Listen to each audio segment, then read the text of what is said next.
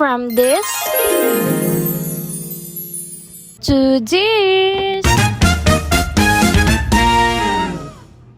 Wow.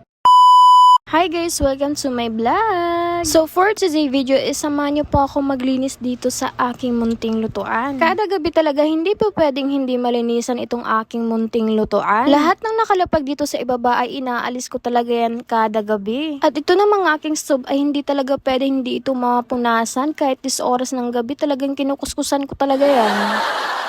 Minsan nga, may mga oras talaga na hindi lang talaga tayo nanay, kundi taga-ayos rin tayo ng mga sirang gamit dito sa bahay. Tulad nga nitong stove ko, habang pinupanasan ko ay nakita ko na nangalis yung isang paa niya. At syempre, kailangan ko magpakitang gilas para mabalik yung kanyang paa. At mabuti na lang din ay balik ko nga talaga itong kanyang paa at nag-continue na rin ako sa paglilinis dito.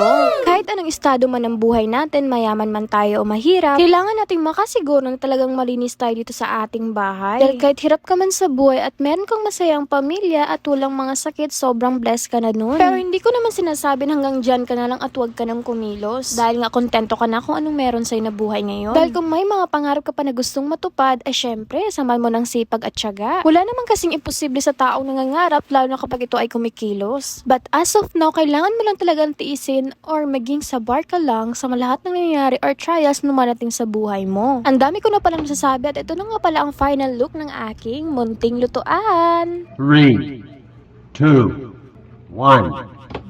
At bago nga matapos ang vlog na to, shoutout nga pala kay Kuya Boy Bungat. Thank you po sa panonood ng mga vlogs ko. At kung gusto mo rin magpa-shoutout, mag-comment ka lang dito sa vlogs ko na pinapanood mo. Ayun lang guys, hanggang dito na muna. Thank you for watching. Bye!